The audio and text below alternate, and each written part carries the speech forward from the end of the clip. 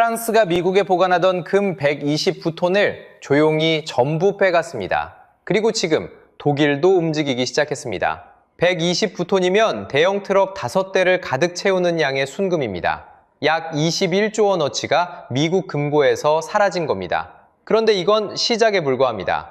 독일이 미국에 맡겨둔 금은 243조 원어치, 이탈리아까지 합치면 340조 원이 넘습니다. 지금 세계에서 벌어지고 있는 이 거대한 금의 대이동이 왜 한국 경제에 직격탄이 되는지 끝까지 보시면 알게 됩니다. 1944년 제2차 세계대전의 포화가 아직 완전히 멎지 않은 여름이었습니다.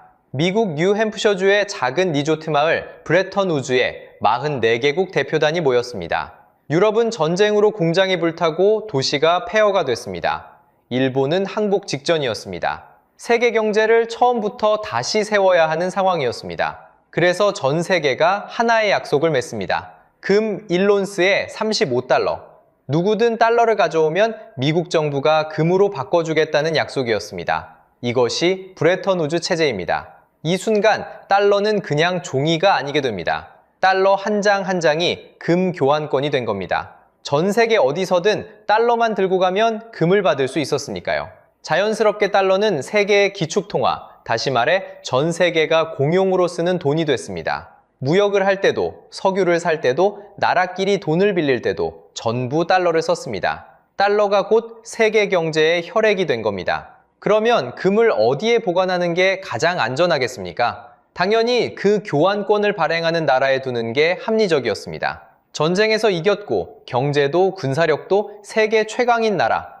비유하자면 이런 겁니다. 동매에 100년 된 노포은행이 있습니다.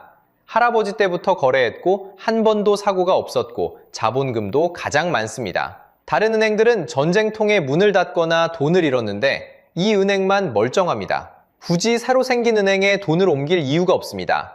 오래됐고 크고 망할 리 없으니까요. 그래서 유럽 각국은 자기 나라의 금을 뉴욕 맨해튼으로 보냈습니다. 그 금이 보관된 곳이 바로 뉴욕 연방준비은행 지하금고입니다. 맨해튼 한복판, 지하 24m. 단단한 화강 한반 위에 세워진 이 금고는 세계에서 가장 많은 금이 모여있는 곳이었습니다. 금고 안에는 나라 이름이 적힌 칸이 나뉘어져 있고 칸마다 금괴가 빼곡하게 쌓여 있었습니다. 독일 것, 프랑스 것, 이탈리아 것, 세계 각국의 부가 이 지하금고 안에 잠들어 있었습니다. 금괴를 한 나라 칸에서 다른 나라 칸으로 옮기는 것만으로 부가 간 거래가 이루어질 정도였습니다. 그런데 1971년 예상치 못한 일이 벌어집니다. 미국의 닉슨 대통령이 갑자기 TV에 나와 선언합니다. 이제 달러를 가져와도 금으로 바꿔주지 않겠습니다. 역사에서 닉슨 쇼크라고 부르는 사건입니다. 왜 이런 일이 벌어졌을까요? 베트남 전쟁에 천문학적인 돈을 쏟아붓느라 미국의 금 보유량이 바닥을 드러내기 시작했기 때문입니다.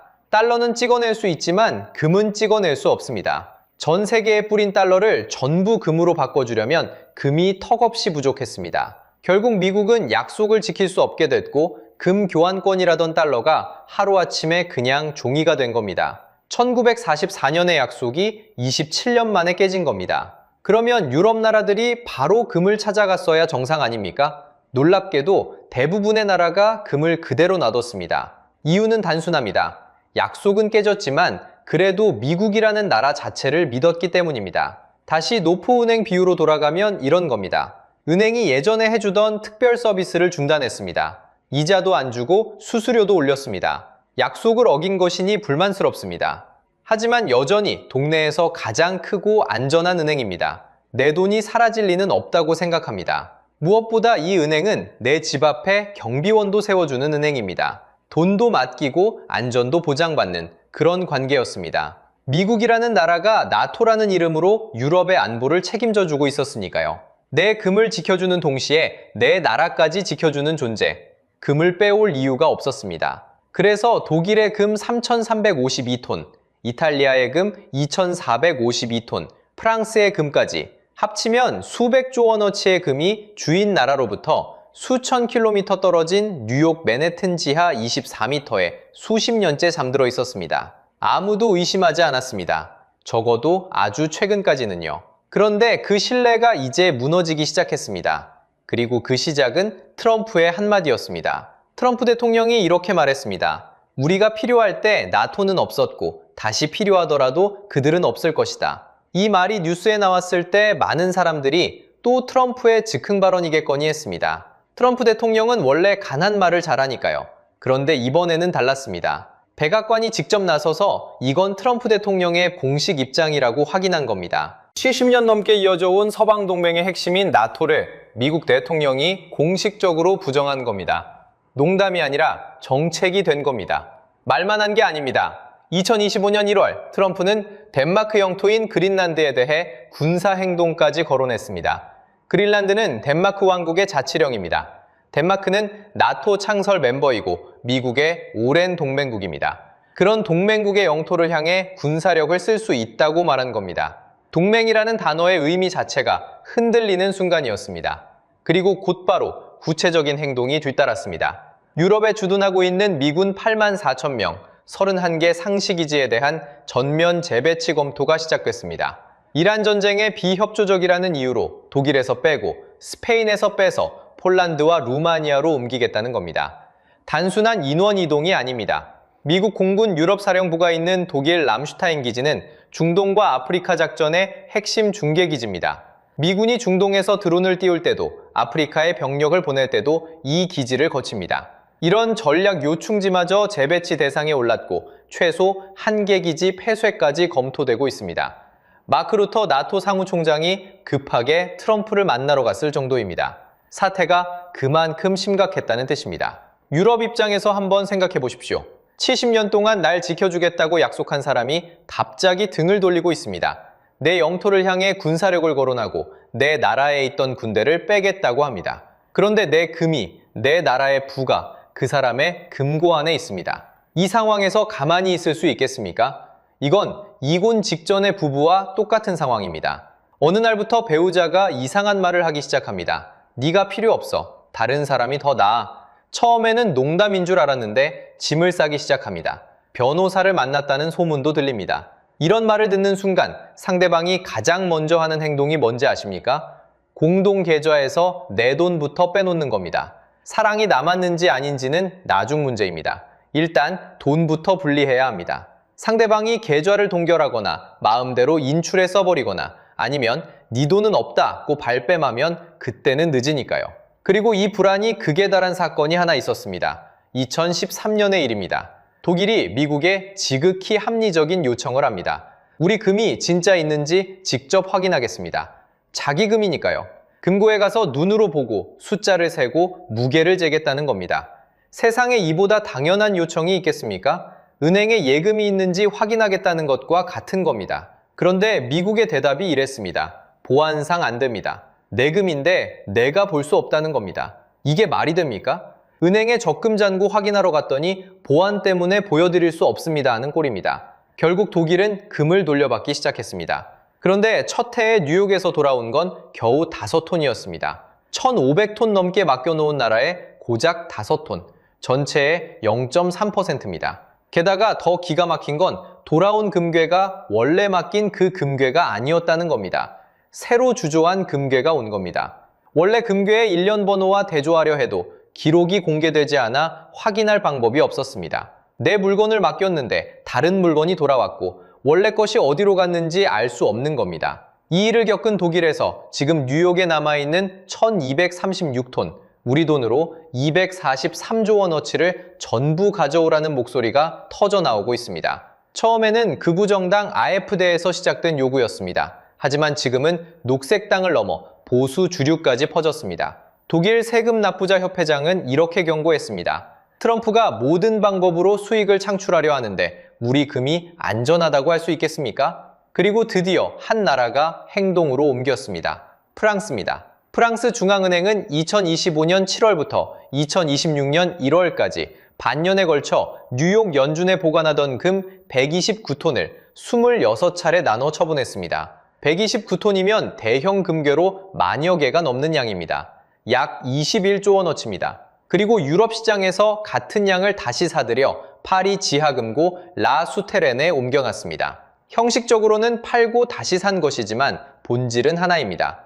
미국에서 금을 빼온 겁니다. 이렇게 해서 프랑스는 보유금 2,437톤 전량을 자국에 보관하게 됐습니다. 단 한 톤도 미국에 남겨두지 않은 겁니다. 여기서 흥미로운 건 프랑스의 재무 상황입니다. 프랑스 중앙은행은 2024년에 77억 유로, 우리 돈으로 약 12조 원의 순손실을 기록했습니다. 그런데 이 금거래를 통해 2025년에는 81억 유로, 약 12조 5천억 원의 순이익으로 돌아섰습니다. 적자에서 흑자로 완전한 역전입니다. 프랑스는 단순히 금을 빼온 게 아니라 위기를 기회로 바꾼 겁니다. 미국에 대한 신뢰가 흔들리는 상황을 오히려 이용해서 실익까지 챙긴 셈입니다. 그리고 프랑스의 공식 명분도 주목할 만합니다. 1920년대부터 보관해온 비표준 금괴를 국제기준 골드바로 교체하는 현대화 프로그램이라고 설명했습니다. 하지만 언론과 전문가들의 해석은 다릅니다. 트럼프 행정부의 예측 불가능성에 대한 우려가 실질적인 배경이라는 겁니다. 표면의 말과 이면의 행동이 다른 거죠. 프랑스만이 아닙니다. 이미 10여 년 전에 움직인 나라가 있습니다. 네덜란드는 2014년에 122톤 반을 뉴욕에서 비밀리에 빼왔습니다. 조용히 작전을 완료한 다음에야 세상에 알렸습니다. 뒤탈이 두려웠던 겁니다. 다른 나라가 눈치채기 전에 먼저 빼와야 했던 거죠. 이게 바로 뱅크런의 전형적인 패턴입니다. 지금 모든 시선은 독일과 이탈리아로 향하고 있습니다. 독일은 3,352톤의 금을 보유한 세계 2위 국가입니다. 이 중 1,236톤, 우리 돈으로 약 243조 원어치가 아직 뉴욕에 있습니다. 243조 원이면 한국 국가 예산의 3분의 1에 해당하는 돈입니다. 독일 안에서는 이 금을 전부 가져와야 한다는 목소리가 폭발적으로 커지고 있습니다. 처음에는 극우 정당인 대한당에서 시작된 요구였습니다. 그런데 녹색당까지 동조하더니 이제는 보수 주류까지 동의하고 있습니다. 정치적 성향과 관계없이 온 국민이 같은 걱정을 하고 있는 겁니다. 금을 전부 가져와야 한다는데 정치적 성향을 가리지 않고 의견이 모이고 있습니다. 이탈리아도 마찬가지입니다. 이탈리아는 2,452톤의 금을 보유한 세계 3위 국가인데 이 중 약 절반인 1,177톤이 뉴욕에 있습니다. 국내에서 회수 압력이 거세지고 있습니다. 독일과 이탈리아가 뉴욕에 맡겨둔 금을 합치면 약 340조 원입니다. 340조 원. 한국 국가 예산의 절반에 가까운 규모의 금이 미국 금고에서 빠져나갈 수 있는 겁니다. 바로 여기서 상황이 완전히 다른 차원으로 넘어갑니다. 유럽만의 일이 아닙니다. 브라질과 러시아, 인도, 중국, 남아공 등 신흥국 연합인 브릭스가 달러를 대체할 새로운 결제 통화를 만들고 있습니다. 이름은 유닛입니다. 이 통화의 가치를 무엇으로 뒷받침하느냐? 40%가 금입니다. 나머지 60%는 회원국 통화입니다. 달러가 아니라 금을 기반으로 새 화폐 체계를 세우겠다는 겁니다. 2025년 10월에 시범 운영이 시작됐고 2026년 인도 브릭스 정상회의에서 본격적으로 논의될 예정입니다. 브릭스 회원국이 전 세계 금 생산의 약 50%를 차지하고 있다는 점도 빼놓을 수 없습니다. 은행에 대한 신뢰가 무너지면 어떤 일이 벌어집니까? 사람들이 줄을 서서 돈을 빼갑니다. 뱅크런이라고 합니다. 한 사람이 빼가기 시작하면 옆 사람도 불안해서 빼갑니다. 그러면 그 옆 사람도 또 그 옆 사람도 순식간에 은행이 무너집니다. 지금 벌어지는 건 국가 차원의 뱅크런입니다. 프랑스가 먼저 빼갔고 네덜란드는 이미 빼갔고 독일과 이탈리아가 줄을 서고 있습니다. 중앙은행들도 금사재기에 열을 올리고 있습니다. 2025년에만 전 세계 중앙은행이 약 900톤을 매입했습니다. 중국 인민은행은 11개월 연속으로 금을 사들여 보유량이 2,303톤을 넘었습니다. 그 결과 금값은 역사상 한 번도 가보지 못한 곳까지 올라갔습니다. 2026년 4월 온스당 4,802달러, 사상 최고치입니다. 미국 최대 투자은행 JP모건은 올해 안에 6,300달러까지 갈 수 있다고 전망하고 있습니다. 그런데 한 가지 더 무서운 게 있습니다. 미국 포트녹스 금고에 금이 진짜 다 있는지조차 확인이 안 됩니다. 미국 정부 효유부서, 일명 도지가 취임 직후 금감사를 약속했습니다. 그런데 얼마 지나지 않아 이 약속을 철회해버렸습니다. 독립적인 감사는 한 번도 이뤄지지 않았습니다. 재무장관은 금은 모두 있다고 말했지만 그 말을 증명할 방법이 없습니다. 의회에서 금 보유고 투명성법까지 발의됐지만 아직 위원회에 계류 중입니다. 금을 맡긴 나라들 입장에서 보면 은행이 걱정 마세요, 돈은 다 있습니다 라고 말하면서 통장을 보여주지 않는 것과 같습니다. 불안할 수밖에 없습니다. 세계 외환 보유액에서 달러가 차지하는 비중도 꾸준히 줄고 있습니다. 2001년에 72%였습니다. 세계의 돈 10 중에 7이 달러였습니다. 그런데 지금은 56.92%입니다. 20년 사이에 15%포인트가 빠진 겁니다. 숫자로만 보면 완만해 보이지만 이건 수조 달러가 달러에서 다른 자산으로 이동했다는 뜻입니다. 자, 여기까지가 남의 일입니다. 유럽 나라들이 금을 빼가고 중앙은행들이 금을 사들이고 달러 비중이 줄어드는 이야기. 이제부터가 진짜입니다. 이 모든 게 왜 한국의 직격탄인지 지금부터 말씀드리겠습니다. 숫자 하나만 보겠습니다. 독일은 나라의 비상금 가운데 73%를 금으로 갖고 있습니다. 프랑스는 66%, 이탈리아는 68%, 미국도 70%입니다. 한국은요? 1.1%입니다. 73%, 66%, 68%, 그리고 1.1%. 이 격차가 뭘 의미하는지 지금부터 설명드리겠습니다. 한국의 나라 비상금, 외환 보유액은 약 4,280억 달러에서 4,307억 달러 사이입니다. 세계 9위 수준입니다. 숫자만 보면 적지 않습니다. 문제는 이 돈의 구성입니다. 금은 고작 104톤, 약 47억 9천만 달러어치뿐입니다. 전체의 1.1%입니다. 나머지 98.9%가 사실상 달러와 달러 표시 자산에 묶여 있습니다. 비상금이라는 게 위기 때 쓰라고 있는 건데 그 비상금 자체가 한 가지 통화에 집중돼 있으면 그 통화가 흔들릴 때 비상금의 가치도 같이 흔들립니다. 쉽게 말하면 계란을 한 바구니에 담은 겁니다. 달러라는 바구니 하나에 나라 살림 전부를 넣어 놓은 상태입니다. 바구니가 튼튼할 때는 아무 문제가 없습니다. 하지만 지금 그 바구니에 금이 가고 있습니다. 앞에서 보신 것처럼 프랑스가 금을 빼갔고 독일이 움직이려 하고 전 세계 중앙은행이 달러 대신 금을 사고 있습니다. 달러라는 바구니의 손잡이가 흔들리기 시작한 겁니다. 그런데 한국은 다른 바구니가 거의 없습니다. 독일은 73%라는 금 바구니를 따로 갖고 있고 프랑스는 66%짜리 금 바구니가 있습니다.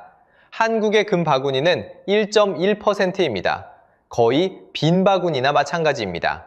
더 안타까운 건 기회가 있었다는 점입니다. 한국은행이 금을 산 적이 있습니다. 2011년 7월부터 2013년 2월까지 5차례에 걸쳐 90톤을 매입했습니다. 25톤, 15톤, 16톤, 14톤, 20톤. 그때 매입 단가가 온스당 약 1,629달러였습니다. 지금 금값이 얼마입니까? 온스당 4,800달러입니다. 3배 가까이 올랐습니다. 만약 그때 더 샀다면 혹은 그 이후에라도 꾸준히 추가했다면 지금 엄청난 평가 이익을 얻고 있었을 겁니다. 하지만 한국은행은 2013년 이후 10년이 넘도록 단 한 톤도 추가 매입하지 않았습니다. 그 10년 동안 세상은 어떻게 변했습니까? 중국 인민은행은 11개월 연속 금을 사들여 보유량이 2,303톤을 넘었습니다. 폴란드는 금 비중을 20%에서 30%로 올리겠다고 선언하고 2025년에만 67톤을 추가했습니다. 다른 나라들이 보험에 보험을 더하는 동안 한국은 아무런 준비를 하지 않은 겁니다. 이게 왜 여러분의 일상과 직결되느냐? 한국은 경제에서 수출입이 차지하는 비중, 무역 의존도가 82.4%에 달하는 나라입니다. 열의 8이 무역입니다. 우리가 매일 먹는 밀가루, 차에 넣는 기름, 겨울에 켜는 난방가스 대부분이 수입에 의존하고 있습니다. 그리고 그 수입 대금은 달러로 결제합니다. 달러의 신뢰가 흔들리면 환율이 급변동합니다. 환율이 오르면 같은 물건을 사는데 더 많은 원화가 필요합니다. 기름값이 오릅니다. 밀가루값이 오릅니다. 사료값이 올라서 고기값이 오릅니다. 전기요금이 오릅니다. 결국 여러분이 마트에서 장을 볼 때 체감하는 물가가 뛰는 겁니다. 월급은 그대로인데 장바구니는 가벼워지는 거죠. 프랑스와 독일에는 금이라는 완충 장치가 있습니다. 달러가 흔들려도 금 보유분만큼은 가치가 보전됩니다. 오히려 달러가 약세일 때 금값은 올라가니까 자동으로 해치가 되는 겁니다. 충격을 흡수하는 에어백 같은 역할입니다. 그런데 한국에는 그 에어백이 거의 없습니다. 달러가 흔들리면 그 충격이 고스란히 완충 없이 우리 경제에 전달됩니다. 여기에 하나 더 있습니다. 경제만의 문제가 아닙니다. 트럼프 행정부가 이란 전쟁에 비협조적인 나라에서 미군을 빼겠다고 검토하고 있습니다. 스페인과 독일에서 미군을 줄이고 최소 한 곳의 기지를 폐쇄한 뒤 폴란드와 루마니아, 그리스로 재배치하겠다는 논의가 공식화됐습니다. 그리고 한국도 예외가 아닙니다. 호르무즈 해협 파병에 참여하지 않았다는 이유로 주한미군 재배치 가능성이 거론되고 있습니다. 경제도 안보도 미국에 기대고 있는데 두 기둥이 동시에 흔들리고 있는 겁니다. 다른 나라들은 달러 외에 금으로 보험을 들어놨습니다. 한국은 달러에 올인한 상태입니다. 이건 금덩어리의 문제가 아닙니다. 신뢰의 문제입니다. 80년 가까이 전 세계가 미국을 믿고 금을 맡겼습니다. 달러를 전 세계가 공용으로 쓰는 돈으로 삼고 미국이라는 금고를 신뢰했습니다. 1944년 브레턴 우주에서 시작된 약속이었습니다. 금 1온스에 35달러. 달러를 가져오면 금으로 바꿔주겠다는 약속. 그 위에 세계 경제 전체가 세워졌습니다. 그런데 지금 그 신뢰의 토대에 균열이 생기고 있습니다. 한두 군데가 아닙니다. 유럽에서, 아시아에서, 신흥국에서, 사방에서 동시에 금이 가고 있습니다. 프랑스는 말이 아니라 행동으로 보여줬습니다. 위기를 정확하게 읽고 기회로 바꾼 겁니다. 네덜란드도 일찌감치 금을 빼왔고 독일과 이탈리아도 340조 원어치의 금 회수를 준비하고 있습니다. 브릭스는 금을 기반으로 새 통화를 만들고 있고 전 세계 중앙은행은 역대 최대 규모로 금을 사들이고 있습니다. 이 나라들은 변화의 바람을 읽고 미리 돛을 올린 겁니다. 한국은 아직 돛을 올리지 못했습니다. 외환 보유액의 1.1%만이 금입니다. 2013년 이후 10년 넘게 단 한 톤도 추가하지 않았습니다. 무역 의존도 82%인 나라가 달러 하나에 모든 걸 걸고 있습니다. 독일이 73%의 금으로 방패를 만들고 프랑스가 66%의 금으로 보험을 든 동안 한국은 1.1%짜리 얇은 종이 한 장을 들고 있었던 겁니다. 하지만 늦었다는 뜻은 아닙니다.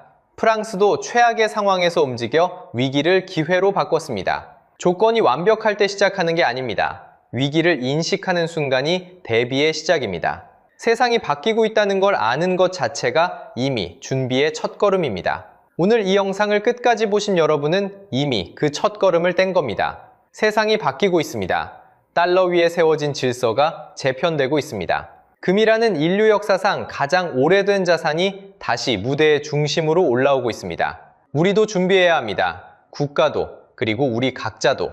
이 영상이 도움이 되셨다면 좋아요와 구독 부탁드립니다. 댓글로 한국의 금보유 정책에 대해 어떻게 생각하시는지도 알려주세요. 여러분의 생각이 궁금합니다. 다음 영상에서는 개인이 할 수 있는 금 투자 방법을 다루겠습니다. 국가만이 아니라 우리 각자도 대비할 수 있습니다. 그 방법을 놓치지 않으려면 구독과 알림 설정 꼭 해두세요.